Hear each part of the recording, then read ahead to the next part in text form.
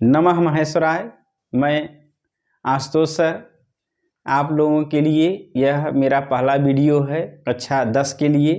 जैसा कि आप जानते हैं कि आज से लेकर के 16 तारीख तक विद्यालय बंद है और उसमें स्पष्ट लिखा गया है कि आप लोगों का क्लास ऑनलाइन चलेगा। तो सबके पास तो है नहीं मोबाइल, उसको हम गूगल मीट पे या जूम पर नहीं कर चला सकते, तो वीडियो हम डाल देंगे ग्रुप में, आप लोग देख लीजिएगा। और वहाँ भी, और उसके बाद जो हमारा चैनल है उस चैनल पर भी आप जानते ही हैं आशुतोष महेश्वर गंगा, उसमें भी आप सर्च करके अपना ये कारक वाला वीडियो देख सकते हैं। ईश्वर की कृपा होगी तो रोज़ मैं वीडियो डालता रहूँगा। कारक भी आपका हो जाएगा और जो पद्य वाला है वो भी हो जाएगा। ठीक हो गया? तो ठीक है, तो मैं सबसे पहले हम कारक देखते हैं। कारक हम कल पढ़ाए थे, आप लोग देखे ही थे, मान जो नहीं आए वो देख लेंगे। कारक सर्वप्रथम हम कारक शब्द की परिभाषा को देखते हैं कि कारक किसे कहते हैं। कारक किसे कहते हैं तो परिभाषा लिखा, साक्षात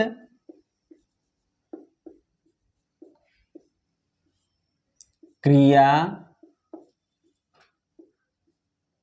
न्वयित्वम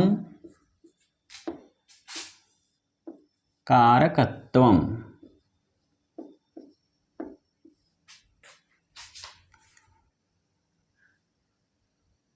कारकत्वम तो विशाल मतलब करण, अभिषेक, संध्या, शिवानी, खुशबू, जो भी देखें इसको, और जो भी लड़के हैं, नीलू हैं, चांदनी हैं, जो भी है, जरूर बताएं कि हाँ सर यहाँ मतलब नहीं समझ में आ रहा है कि या ये बात आप नहीं क्लियर कर पा रहे हैं, तो जरूर फ़ोन करके आप लोग बताइएगा। ठीक है?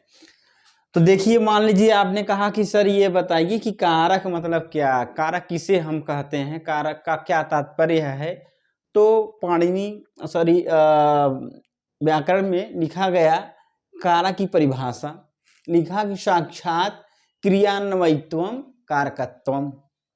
देखिए इसमें 3-4 पद हैं। साक्षात मतलब सीधा सीधा, ठीक ना, सीधा सीधा। क्रिया, कार्य, क्रिया माने कार्य, जो क्रिया से अन्वित माने संबंधित हो। क्या हो?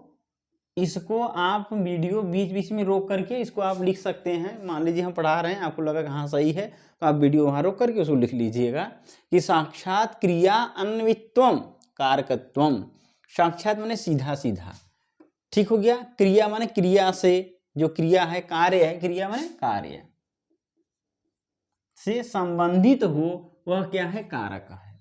अर्थात इस संसार में जितनी भी क्रियाएं हो रही हैं और इन क्रियाओं से जो जो चीजें संबंधित हैं, जो जो चीजें जो जो क्रिया से संबंधित हैं, वो सब के सब क्या हैं? कारक हैं। ठीक हो गया ना? क्रिया मतलब कार्य, जैसे कि मतलब राम विद्यालय जाता है, राम विद्यालय जाता है, तो यहाँ जाना पद क्या है? क्रिया है। राम विद्यालय जाता है,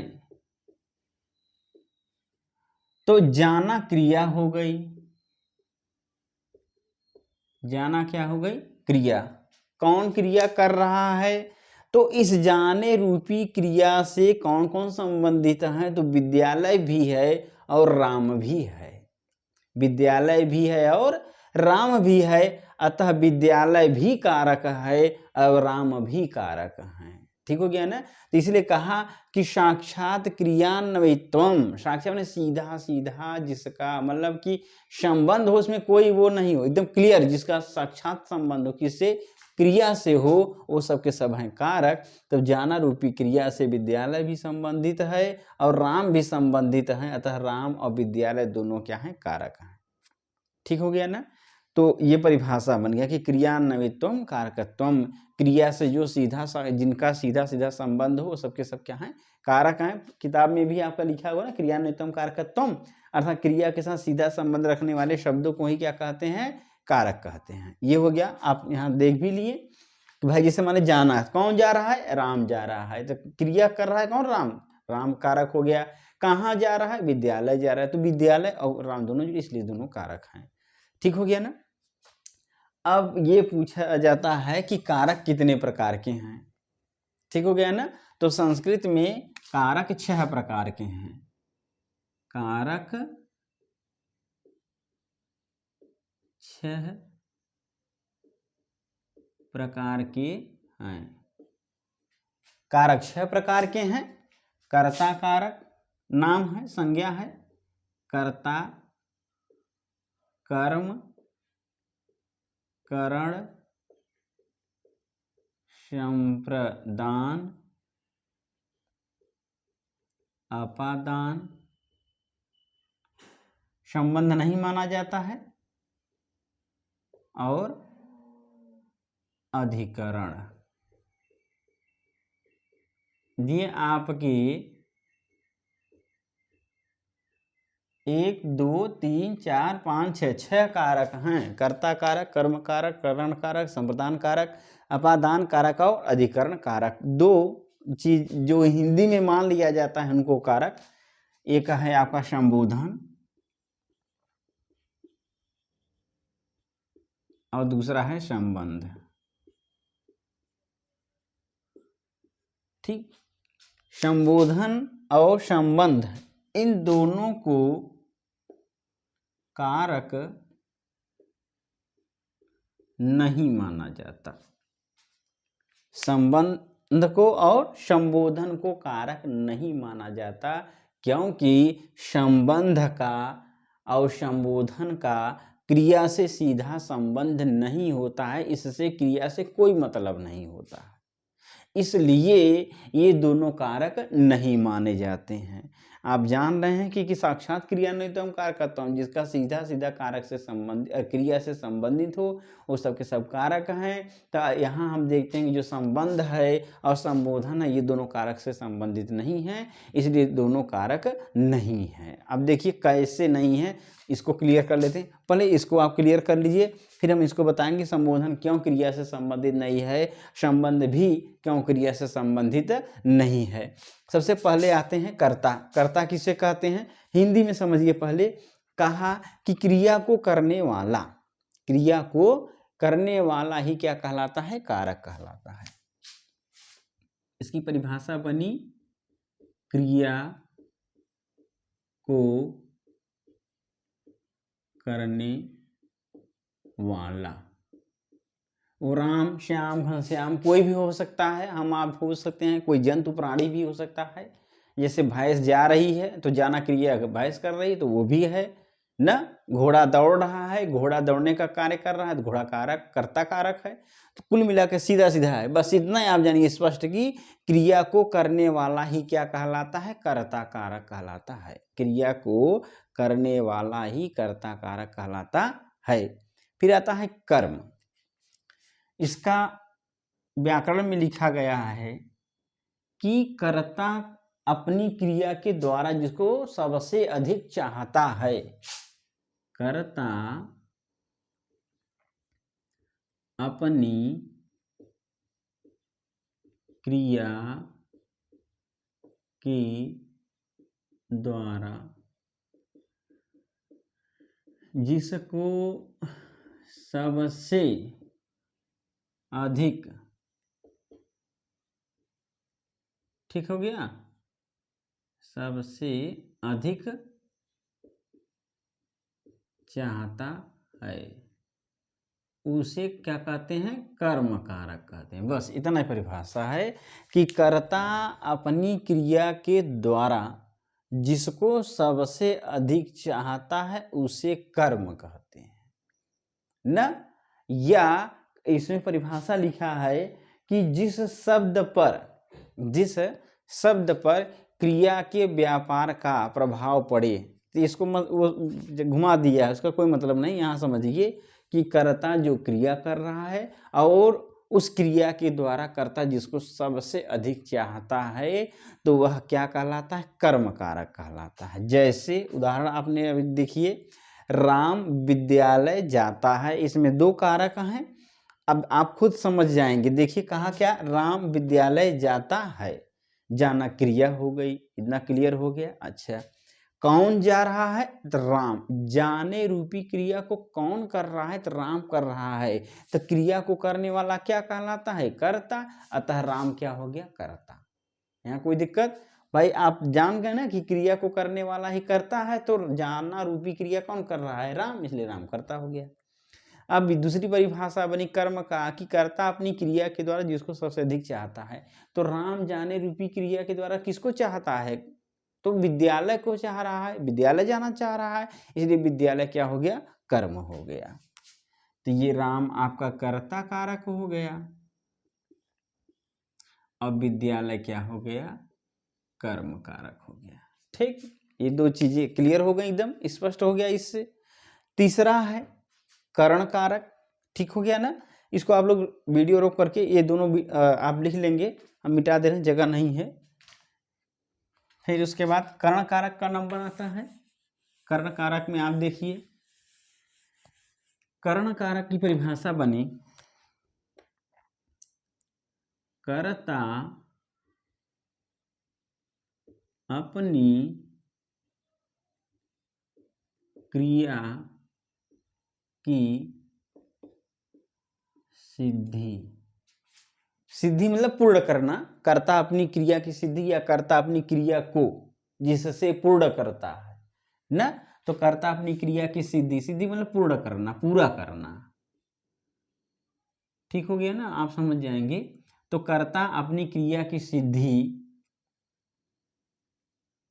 कर्ता अपनी क्रिया की सिद्धि जिसकी सहायता से करता है, जिसकी सहायता से करता है। कर्ता अपनी क्रिया की सिद्धि या पूर्ण करना, कर्ता अपनी क्रिया को जिसकी सहायता से पूर्ण करता है, वह करण कारक कहलाता है। बस इतने परिभाषा है इसकी, आप आराम से समझ जाएंगे। कहाँ कि कर्ता, देखिए लिखा है कर्ता अपनी क्रिया की सिद्धि या पूर्णता जिसकी सहायता से करता है। कर्ता अपनी क्रिया की सिद्धि जिसकी सहायता से करता, वो क्या है? करण है। जैसे राम सर्प को लाठी से मारता है। ठीक हो गया ना? देखिए, राम सर्प को लाठी से मारता है। तीन कारक इसमें आ गए। पहला पॉइंट देखिए, मारना क्या है? क्रिया है। कौन मार रहा है? राम। तो क्रिया को करने वाला क्या कहलाता है? कर्ता। तो यह राम कर्ता कारक हो गया। एकदम क्लियर है ना? वही होता है कि कर्ता माने क्रिया को करने वाला। तो राम मारने रूपी क्रिया को कर रहा है, राम इसलिए कर्ता हो गया। कर्म की परिभाषा बताएं कि राम अपनी क्रिया के द्वारा जिसको सबसे अधिक चाहता हो। तो राम किसको मारना चाह रहा है? सर्प को। तो सर्प क्या हो गया? कर्म। क्योंकि कर्म की परिभाषा हमने बताया ना कि कर्ता अपनी क्रिया के द्वारा जिसको सबसे अधिक चाहता है वह कर्म कहलाता है। तो यहाँ राम मारने की रूपी क्रिया के द्वारा किसको मारना चाह रहा है? सर्प को मारना। सबसे अभिष्ट कौन है? सर्प मारना, इसलिए सर्प क्या हो गया? कर्म हो गया। सब आप उदाहरण भी लिखते जाएंगे, परिभाषा भी लिखते जाएंगे। जो हम बोल रहे हैं वो भी आप सुनिए मन से, अगर जहाँ भी हो उसको लिखते जाइए कॉपी में। फिर सर्प को मारता है तो सर्प क्या हो गया? कर्म हो गया आपका। क्लियर? अब फिर एक हमने करण कारक की परिभाषा लिखवाया कि कर्ता अपनी क्रिया की सिद्धि। यहाँ तक क्लियर हुआ कि कर्ता अपनी क्रिया की सिद्धि, पूर्णता, पूर्ण करना की ना, ये पॉइंट महत्वपूर्ण है। जिसकी सहायता से करता है, ये पॉइंट आप समझिए। जिसकी सहायता से करता है। कर्ता अपनी क्रिया की सिद्धि जिसकी सहायता से करता है। इसको हम लाल कलम से कर दे रहे हैं, ये देखिए। ठीक हो गया ना? ये पॉइंट बहुत महत्वपूर्ण है कि आखिरकार कर्ता अपनी क्रिया की सिद्धि किससे कर रहा है, तो जिसकी सहायता से कर रहा है वो क्या है, कर्ण कारक है। एकदम क्लियर है, इसमें कोई परेशान होने की जरूरत नहीं है। कर्ण माने सहायक, कर्ण का अर्थ ही होता है सहायक। अगर कोई आपसे कह दे इस कर्ण पद का अर्थ क्या है, आप बता देंगे तुरंत सहायक। ठीक हो गया ना। अर्थात कर्ता अपनी क्रिया की सिद्धि जिसकी सहायता से करता है वो क्या है, कर्ण है। अतः अब इस उदाहरण में हम देखते हैं कि राम सर्प को मारता है, किसकी सहायता से, लाठी से। क्लियर हो गया कि लाठी उस क्रिया की सिद्धि में क्या है, सहायक है, इसलिए लाठी क्या हो जाती है आपकी, कर्ण कारक। तो ये लाठी क्या हो गया, कर्ण कारक। कोई दिक्कत यहां तक, एकदम आसान है, कारक। ठीक हो गया ना। बस ये है पॉइंट आपका। 3 आप देखें, कर्ता कारक, कर्म कारक और कर्ण कारक। तो कर्ता मतलब राम, और सॉरी मतलब क्रिया को जो करने वाला है वो करता है, तो राम मारना रूपी क्रिया कर रहा है, राम करता है। कर्ता अपनी क्रिया के द्वारा जिसको सबसे अधिक चाहता है उसकी कर्म संज्ञा होती है, तो राम मारने रूपी क्रिया से किसको मारना चाह रहा है, सर्प को। सर्प अभिष्ट है इसलिए सर्प कर्म कारक हो गया। जिसकी सहायता से कर्ता अपनी क्रिया को सिद्ध करता है वह सहायक वस्तु क्या हो जाती है, कर्ण हो जाती है। तो यहाँ राम सर्प को लाठी से मार रहा है, इसलिए लाठी क्या हो जाता है आपका, कर्ण हो जाता है। ये 3 हो गए। फिर अब आप आते हैं आप चौथे पे, संप्रदान कारक। संप्रदान कारक को देखते हैं। इसको सब आप रोक रोक करके वीडियो आप उसको बढ़िया से नोट्स बनाते जाएंगे। 17 तारीख को हमारा आपका मिलन होगा, तो फिर उसमें हम आपके नोट्स और जो हम क्वेश्चन दिए रहेंगे, जो आपके क्वेश्चन दिए हुए हैं किताब में, उसको आप तैयार करिएगा, सूत्र तैयार करिए, उदाहरण तैयार करिएगा। ठीक हो गया ना। चलिए देखते हैं, जो भी होगा समस्या आप जरूर फोन करके पूछ लीजिएगा, हम इसको वीडियो भी डाल दे रहे हैं। देखिए संप्रदान, इसका परिभाषा बनता है कि कर्ता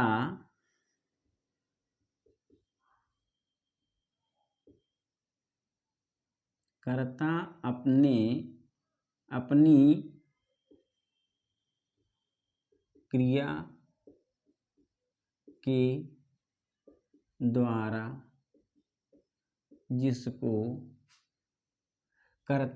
क्रिया के द्वारा जिसको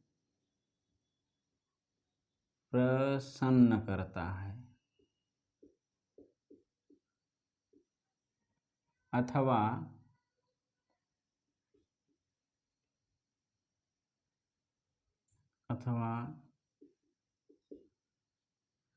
कर्ता अपनी क्रिया के द्वारा जिसको प्रसन्न करता है, अर्थात कर्ता जो क्रिया कर रहा है उस क्रिया से जो खुश हो रहा है, प्रसन्न हो रहा है व्यक्ति। ठीक हो गया ना। अथवा कर्ता के द्वारा किए गए कार्य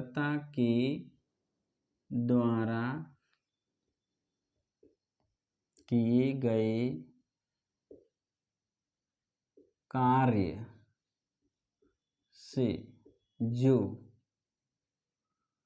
प्रसन्न हो रहा है ना, वही चीज है। या कर्ता अपनी क्रिया जिसके लिए करता है, ये भी कर सकते हैं न। कर्ता अपनी क्रिया के द्वारा जिसको प्रसन्न करता है, अथवा कर्ता के द्वारा किए गए कार्य से जो प्रसन्न होता है। एक और परिभाषा आप लिख सकते हैं। तीसरा मान के चलिए, ये 2 हो गया। तीसरा देखिए रहेगा कि कर्ता अपनी क्रिया के द्वारा जिसको प्रसन्न करता है या कर्ता के द्वारा किए गए कार्य से जो प्रसन्न होता है उसकी संप्रदान कारक संज्ञा होती है। अथवा कर्ता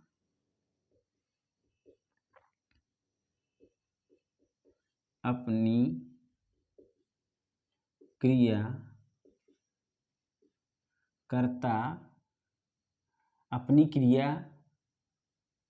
से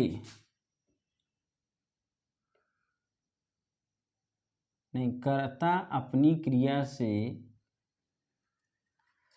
जिसको कर्ता अपनी क्रिया के द्वारा जिसको प्रसन्न करता है, अथवा कर्ता के द्वारा किए गए कार्य से जो प्रसन्न होता है, दोनों मतलब कुल मिलाकर कर्ता जो भी क्रिया कर रहा है उस क्रिया से जो व्यक्ति प्रसन्न हो रहा है, खुश हो रहा है, अथवा कर्ता जिसके लिए कोई कर्म कर रहा है, तो जिसके लिए कर रहा है अथवा जो व्यक्ति प्रसन्न हो रहा है उसकी संप्रदान कारक संज्ञा हो जाएगी। उसकी कौन सी संज्ञा हो जाएगी? संप्रदान कारक संज्ञा हो जाएगी कि कर्ता अपनी क्रिया के द्वारा जिसको प्रसन्न करता है अथवा कर्ता के द्वारा किए गए कार्य से जो प्रसन्न होता है, या कर्ता जिसके लिए कर्म करता है, जिसके लिए कर्म करता है, तो कर्ता अपनी क्रिया जिसके लिए करता है, ये भी आप जिसके, ये भी परिभाषा बन सकता है, जिसके लिए करता, कर्ता अपनी क्रिया जिसके लिए करता है, तो जिस व्यक्ति विशेष के लिए कर रहा है उसकी कौन सी संज्ञा हो जाएगी? संप्रदान संज्ञा हो जाएगी। आराम से समझिए, कोई दिक्कत नहीं। संप्रदान मतलब यही हो गया, खुश होना। संप्रदान माने अच्छी प्रकार से दान देना, तो अर्थात जब कर्ता अपने क्रिया के द्वारा किसी को दान दे रहा है ना, जैसे राजा ब्राह्मण को गाय देता है, मान लीजिए परिभाषा है, राजा ब्राह्मण को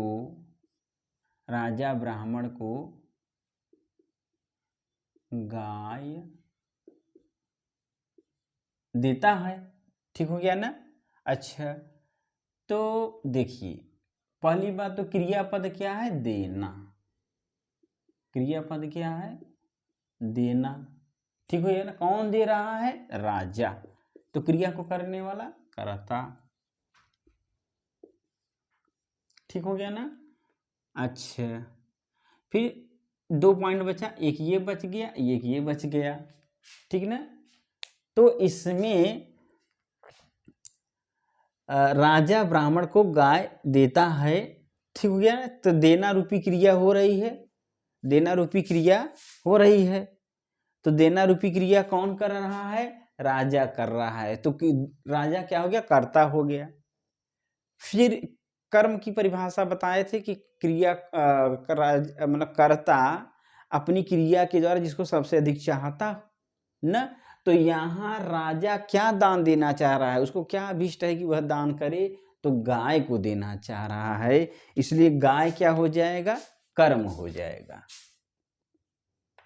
देखिए यहाँ समझिएगा, न गड़बड़ हो जाएंगे। आप सोचेंगे कि यहाँ कहाँ से गाय कर्म हो गया।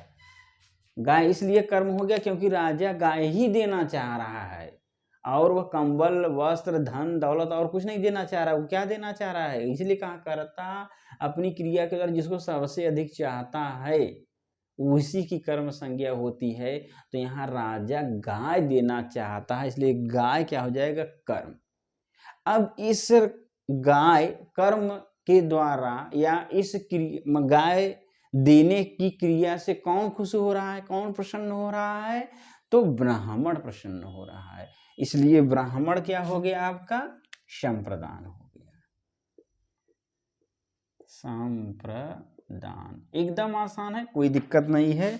आप फिर से समझिए, हमने क्या बताया? संप्रदान, संप्रदान। अच्छा, इसमें लिखा समान अच्छी प्रकार से दान करना मतलब देना। मतलब अगर आप किसी को कोई वस्तु दान कर दिए और फिर उस वस्तु पर आपका अधिकार न हो, मतलब पूर्ण रूप से आप उसको दान दे दिए, तो वहीं पर संप्रदान संज्ञा हो जाती है। अगर जैसे राजा ब्राह्मण को गाय दिया, तो गाय दे दिया, अभी नहीं एक ब्राह्मण से फिर गाय मांग लेगा, भैया हमारा गाय दे दो ना, वो पूर्ण रूप से दान कर दिया, इसलिए वह ब्राह्मण खुश हो रहा है, प्रसन्न हो रहा है। उस ब्राह्मण के लिए ही गाय दान की जा रही है, इसलिए उस ब्राह्मण की कौन सी संज्ञा होगी? संप्रदान संज्ञा होगी। ये एक चीज और ध्यान देना कि यह जो दान रूपी क्रिया है, जैसे मान लीजिए अगर कोई कहे कि श्याम धोबी को कपड़ा देता है ना, अब अगर मान लो कि वह धोबी को दिया कपड़ा और पूर्ण रूप से दे दिया, तब तो संप्रदान संज्ञा हो जाएगी धोबी में, क्योंकि धोबी को दे रहा है कपड़ा। लेकिन अगर वह कपड़ा उस धोबी से फिर मांग ले, तो वहां संप्रदान नहीं होगा। बस इतना ध्यान देना है। अगर उस कपड़ा पूर्णतः दे दिया उस धोबी को, भैया ले जाओ तुम यूज करो, उसका प्रयोग करो, वो नहीं मांग रहा है, पूर्ण रूप से दे दिया, तो उस धोबी की संप्रदान संज्ञा हो जाएगी। क्यों? क्योंकि धोबी खुश हो जाएगा कि चलो भैया हमको कंबल वस्त्र जो भी है हमको मिला। ठीक हो गया ना। अगर हम मांग लेते हैं तब तो वो खुश नहीं होगा ना, वो तो मिल गया, उस वस्त्र आप वापस ले लिए, पूर्ण रूप से दान नहीं किए। इसलिए वहाँ पर इस स्थिति में जब आप मांग लेंगे तब संप्रदान संज्ञा नहीं होगी, और जब आप पूर्ण रूप से दे देंगे तब संप्रदान संज्ञा हो जाएगी। उसी प्रकार से यहाँ आप देख सकते हैं, बस सीधा फंडा यह है कि कर्ता अपनी क्रिया से जिस व्यक्ति को खुश कर रहा है, जिस व्यक्ति को प्रसन्न कर रहा है, उस व्यक्ति की ही संप्रदान संज्ञा होगी। तो राजा गाय देने रूपी गाय देने रूपी क्रिया से किसको खुश कर रहा है? ब्राह्मण को। इसलिए ब्राह्मण की कौन सी संज्ञा हो जाएगी? संप्रदान संज्ञा हो जाएगी। ठीक हो गया ना, एकदम आसान है। तीनों चीजें हो गई, कर्ता हो गया, कर्म हो गया, और ब्राह्मण क्या हो गया? संप्रदान हो गया। ये आपका हो गया संप्रदान। अब आता है अपादान। अपादान को देखिए, इसको आप लिख लीजिएगा। जो भी समस्या हो जरूर पूछिएगा कि हाँ ये चीज़ नहीं क्लियर हो रहा है, इसको फिर से क्लियर करिए, तो हम फिर से प्रयास करेंगे। ठीक हो गया ना। अब आता है अपादान। अपादान मतलब अलगाव, अर्थात जब कोई वस्तु या पदार्थ किसी स्थिर या चंचल, या इसको आप गतिमान कह सकते हैं,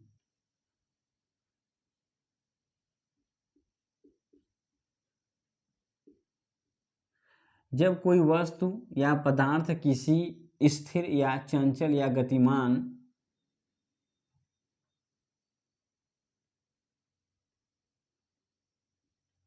वस्तु या पदार्थ या स्थान से क्या हो? अलग हो, तो जिस वस्तु पदार्थ या स्थान से अलग हो रहा है,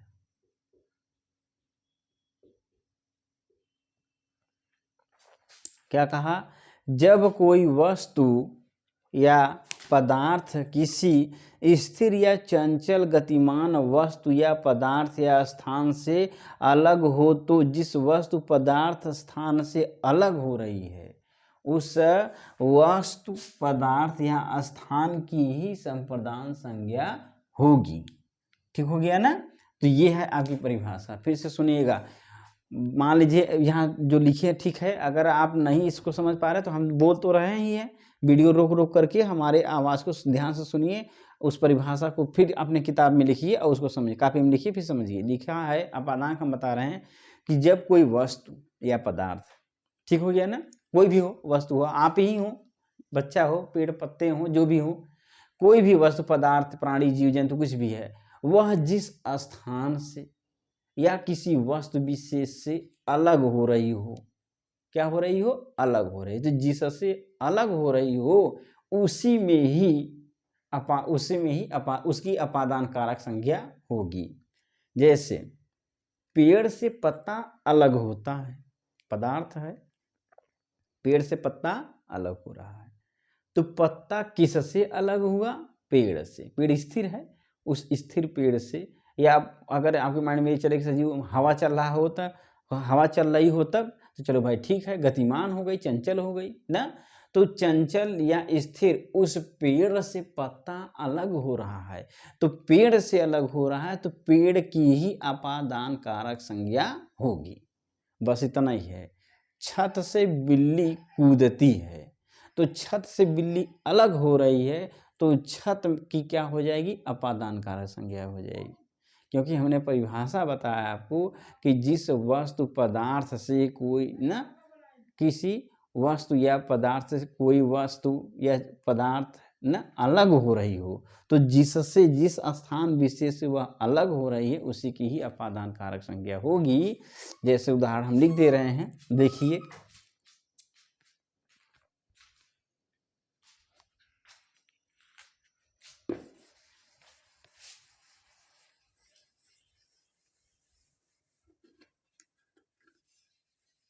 इसको आप लिख लेंगे, ठीक हो गया ना। जैसे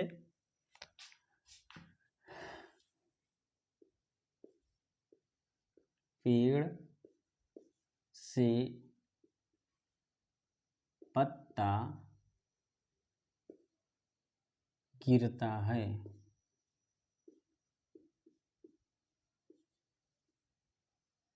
अब ये जो पत्ता है गिर रहा है,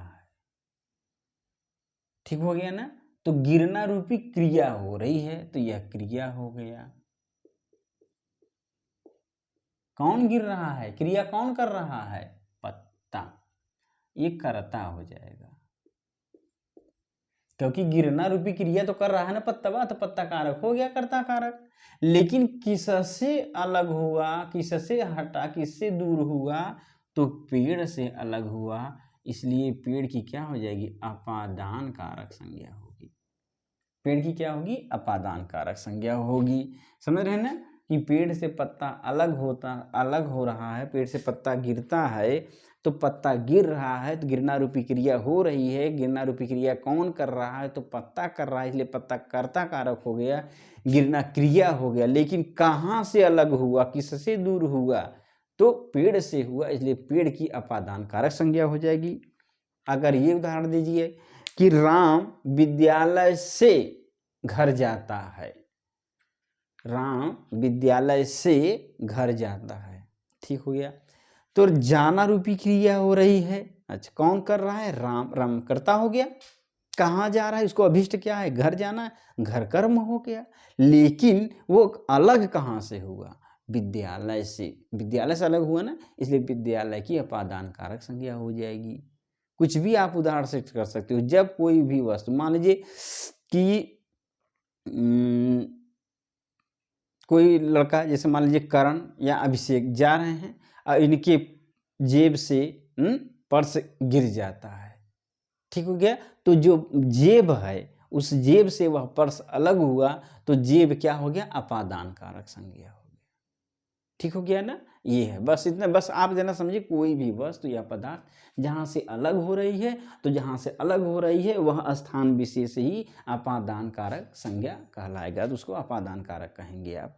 तो ये हो गया आपका अपादान। अब अंतिम है आपका अधिकरण, इसको भी देख लीजिए।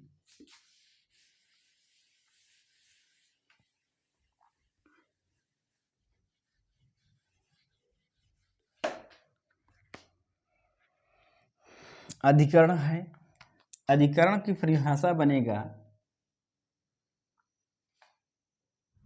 किसी भी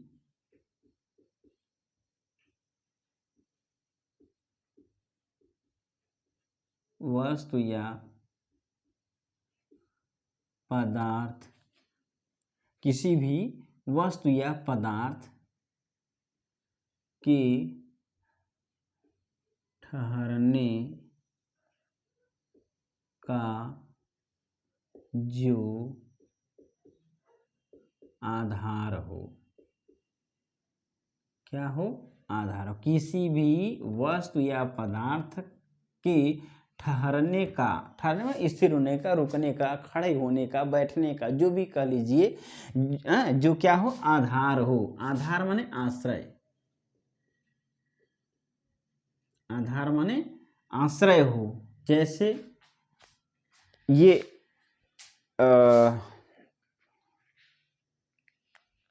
मान लीजिए ये डस्टर है, हमारे हाथ पे स्थिर है, तो यह पदार्थ किसके सहारे टिका हुआ है, किसके आश्रय में स्थित है, तो हाथ के, तो हाथ क्या हो गया, आधार हो गया। अब इस हाथ की ही अधिकरण कारक संज्ञा होगी। कौन सी संज्ञा होगी? अधिकरण कारक। कलम है, मान लीजिए कलम को इस डेस्टर में हम ऐसे रख देते हैं, तो इस कलम का आधार क्या हो गया? डेस्टर। तो डेस्टर की ही अधिकरण कारक संज्ञा होगी। बस इतना ही है कि किसी भी वस्तु या पदार्थ का जो आश्रय है, जो सहारा है, जिसके सहारे वो टिका हुआ है, स्थिर है, तो वह आधार ही क्या हो जाएगा? अधिकरण कारक कहलाएगा। जैसे राम मेज पर बैठा है, तो मेज का सहारा लिया हुआ है, तो मेज उसका आधार हो गया, तो मेज की अधिकरण कारक संज्ञा हो जाएगी। अब कोई कह दे कि सर जी मेज तो पृथ्वी पे टिकी है, तो उस मेज का आधार क्या है? पृथ्वी है, तो पृथ्वी की अधिकरण कारक संज्ञा हो जाएगी। ठीक हो गया ना? अगर राम जमीन पर बैठा है तो पृथ्वी आधार हो गया, तो पृथ्वी अधिकरण कारक संज्ञा हो गई। बस इतना है। अधिकरण इतने मतलब है कि जो आधार हो उसी की अधिकरण संज्ञा होती है, अधिकरण कारक संज्ञा होती है। तो इसीलिए हमने परिभाषा बताई थी, किसी भी वस्तु पदार्थ के ठहरने का जो आधार होता है, आश्रय होता है, उसी को हम अधिकरण कारक कहते हैं। जैसे राम मेज पर बैठा है।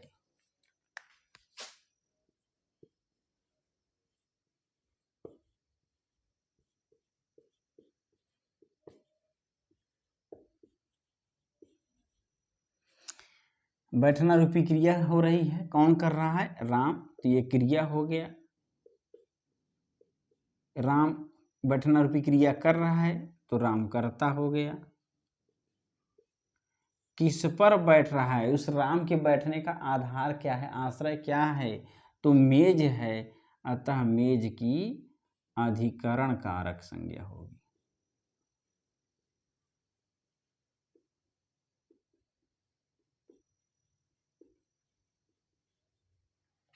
ठीक, ये है, ये आपके 6 कारक हैं जो जिनका साक्षात क्रिया से संबंध होता है। आप देख सकते हैं कि भाई बैठना रूपी क्रिया अगर मेज न होती तो क्या राम बैठ पाता? नहीं बैठ पाता। कोई और आश्रय लेता, जब किसी का आश्रय तो लेगा ही लेगा बैठने के लिए। जिसका आश्रय लेगा वो अधिकरण होगा, और जिसका आश्रय लेगा वो बैठने रूपी क्रिया से जरूर जुड़ा रहेगा। तो इसलिए परिभाषा एकदम अच्छी प्रकाश दिया गया। साक्षात क्रियान्वितम कारकत्वम, जिसका सीधा सीधा क्रिया से संबंधित हो वो कारक कहलाता है। पेड़ से पत्ता अलग होता है। अब गिरना रूपी क्रिया पत्ते का हो रहा है, अगर पत्ता कहीं जुड़ा रहेगा तभी तो अलग होगा, तभी तो वो गिरना रूपी क्रिया होगा, अन्यथा कहाँ से होगा? अगर वहीं वो टिका हुआ है, गिरना रूपी क्रिया नहीं होगा तो कारक ही नहीं होगा। जैसे वो गिरा, कारक बन गया, खट से अपादान बन गया। तो इस तरह से आपके 6 कारक हो जाते हैं। इसको आप अच्छी तरह से समझ लिए होंगे। आप इसको जरूर फिर एक बार 2 बार वीडियो देखिएगा, ना समझ में आए जरूर फोन करके पूछिएगा, इसकी परिभाषा लिखिएगा।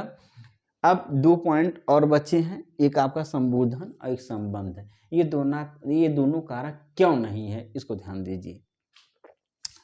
अब देखिए, जो संबोधन है, संबोधन का मतलब ये हुआ कि किसी व्यक्ति को अपनी ओर अभिमुख करना, अपनी ओर आकर्षित करना। जैसे मान लीजिए हमने कहा हे राम, ये मिटा देते हैं, यही देखते हैं ये कारक क्यों नहीं है। देखिए,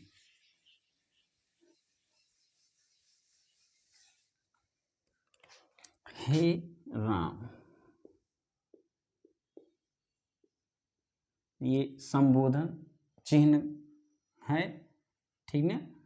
तो कहा हे राम जल लाओ। ठीक हो गया ना कि हे राम जल लाओ। जब आपने कहा हे राम, राम मान लीजिए किसी दूसरी तरफ देख रहा हो तो आप उसको पुकारते हैं कि हे राम। यही पुकारना ही अपनी ओर वो आपकी ओर देख ले, इसके लिए जो आप शब्द का प्रयोग कर रहे हैं हे राम, उसको बुला रहे हैं, तो वह मुड़ के देखेगा आपको। यहीं तक संबोधन है, बस संबोधन खत्म। जैसे आपने कहा हे राम, वो आपकी ओर देख लिया, संबोधन खत्म।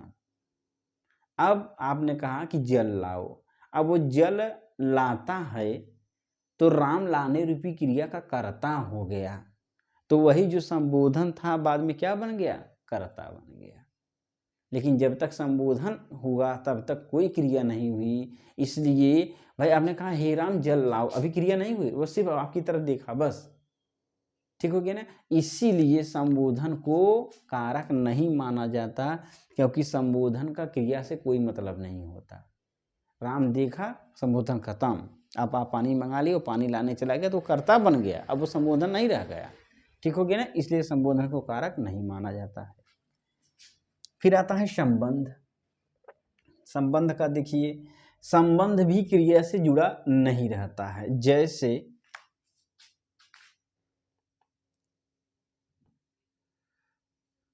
मान लीजिए कोई लड़का है, मान लीजिए संतोष, मान लीजिए राम ही है, तो दशरथ के पुत्र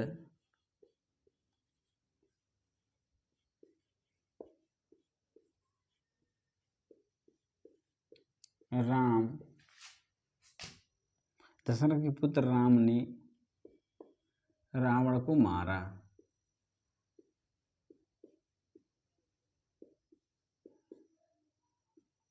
ठीक हो गया ना। अब दशरथ के पुत्र राम ने रावण को मारा, मारना रूपी क्रिया हो रही है, मारना रूपी क्रिया हो रही है, ये क्रिया हो गया। कौन मार रहा है, मारना रूपी क्रिया कौन कर रहा है, राम, राम करता हो गया। किसको मारना चाह रहा है, इसको अभिष्ट क्या है, उसका कर्म कौन है, तो रावण है, रावण को मारना चाह रहा है, रावण कर्म हो गया। ठीक हो गया ना। मारना रूपी क्रिया हुई, रावण मारा गया, राम ने मार दिया। लेकिन कहा कि दशरथ के पुत्र राम ने, तो जहां रावण मारा जा रहा था वहां दशरथ थे। मान लीजिए थे भी तो क्या यह मार रहे थे, नहीं मार रहे थे। बस इतना इनका दशरथ का संबंध इस कर्ता राम से तो है,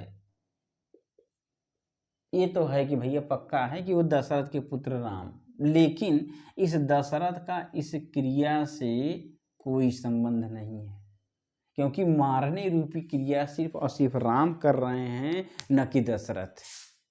दशरथ का कोई रोल नहीं है, कोई भूमिका नहीं है रावण को मारने में, इसलिए दशरथ कारक नहीं हुए, इसलिए संबंध को कारक नहीं माना। ये पिता पुत्र का संबंध है। संबंध 3 प्रकार का होता है। एक होता है स्वामी भाव,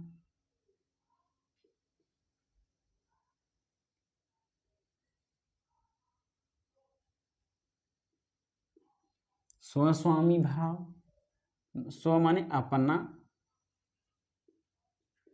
और स्वामी माने अधिकारी न। अधिकारी मतलब जिसका किसी वस्तु पर अधिकार हो। जैसे राम का घर है, राम अधिकारी हो गया। क्यों अधिकारी हो गया, क्योंकि राम का उसके घर पर क्या है, अधिकार है। तो राम का घर है, तो अपना घर माने क्या हो गया, अपना। किसका अपना है, राम का है। संबंध समझिए। स्वस्वामी भाव का मतलब यह हुआ कि जैसे मेरी पुस्तक है, मेरी अपनी स्व अपनी हो गई, पुस्तक है, उस पुस्तक पर मेरा अधिकार है, मैं उसका स्वामी हूँ, इसलिए पहला संबंध बताया स्वस्वामी। यह मेरी गाय है, यह मेरा जमीन है, यह मेरा घर है, यह मेरा मकान है, जो भी आप जिसको अपना मानते हैं वो सब का सब अपना स्व है, और आप उसके क्या हैं, अधिकारी हैं, आप उसके स्वामी हैं। तो दशरथ के पुत्र राम दशरथ के अपने पुत्र हैं, और उन राम पर उस दशरथ का क्या है, अधिकार है। राम के स्वामी कौन है, दशरथ हैं। तो स्वस्वामी भाव यही हो संबंध, समझिए। तो स्वस्वामी भाव संबंध एक हुआ। ठीक हो गया ना। संबंध 3 प्रकार के हैं। पहला है स्वस्वामी भाव संबंध, कि यह मेरा पुत्र है, यह मेरा घर है, यह मेरी पत्नी है, यह मेरे बच्चे हैं, यह मेरा कलम है, यह मेरी किताब है, यह मेरा विद्यालय है, यह मेरा मकान है, यह मेरा ज़मीन है, जो भी आप मेरा लगा के कह रहे हैं, अपना है, हमारा है, ये सब के सब स्वस्वामी भाव से जुड़े हुए हैं। एक संबंध हुआ। और संबंध में कारक संबंध को कारक इसलिए नहीं माना जा रहा है क्योंकि संबंध का क्रिया से कोई मतलब नहीं होता है। जैसे आप देख रहे हैं कि दशरथ के पुत्र राम, तो दशरथ का रावण के मरने में कोई रोल नहीं है, इसलिए दशरथ को कारक नहीं माना जाता है। दूसरा है जन्य जनक संबंध। जन्य माने उत्पन्न होने वाला, उत्पन्न होने वाला, और जनक मतलब उत्पन्न करने वाला।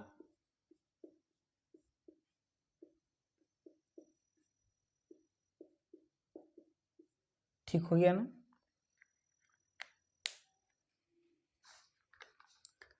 जन्य जनक, जनक मतलब उत्पन्न करने वाला।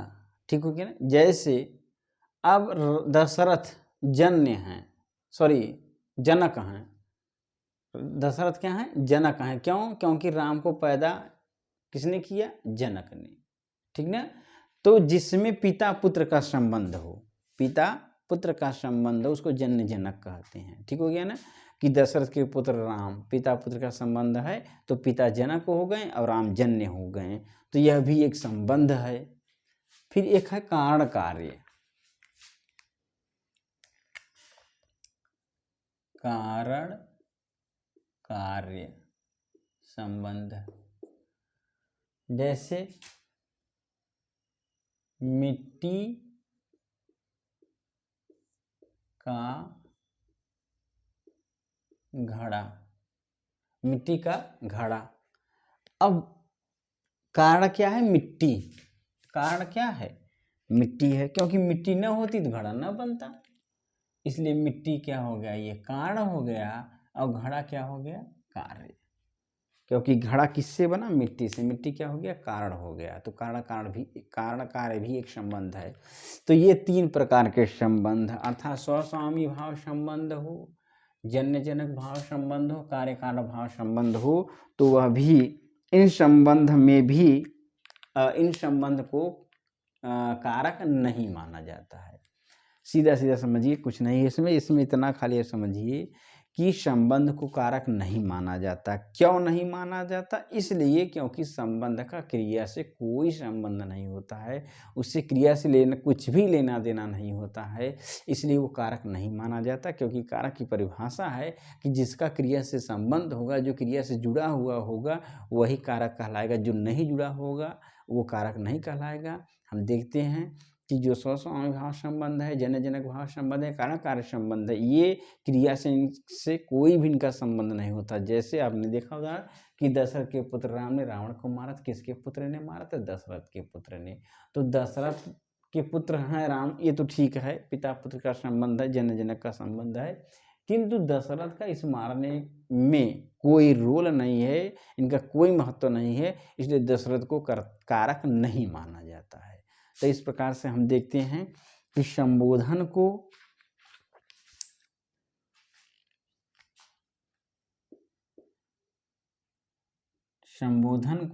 और संबंध, इन दोनों को कारक नहीं माना गया, क्योंकि इन दोनों का क्रिया से कोई संबंध नहीं था, और इन छहों को कारक माना गया क्योंकि इनका क्रिया से संबंध होता है। इस प्रकार से संस्कृत में कारक 6 माने गए और 2 संबोधन और संबंध को कारक नहीं माना गया। तो ये आपका सामान्य परिभाषा हुआ, आप सामान्य रूप से इसको समझ लीजिए। अब इसमें जहाँ आपको दिक्कत हो तो आप ज़रूर फ़ोन करके बताइएगा कि हाँ सर जी ये हमको समझ में नहीं आया है, इसको फिर से बता दीजिए, तो ज़रूर हम आपको फ़ोन पर समझा देंगे। ठीक हो गया ना। तो ये मेरा प्रथम वीडियो है। अभी इसके बाद हम सेकेंड वीडियो, अब आपका कर्ता कारक जो आपका सूत्र है, उस सूत्र के हिसाब से हम एक एक जो भी आपकी किताब में दिया हुआ है उसको हम बताते जाएंगे, और आप उसको ज़रूर से देखिएगा, समझिएगा। हम ग्रुप में डाल दे रहे हैं और हमको ज़रूर बताइएगा, फिर हम प्रयास करेंगे और सुधारने का। ठीक है ना। ठीक है, अच्छा फिर नमः महेश्वराय। आप लोग खुश रहिए। धन्यवाद।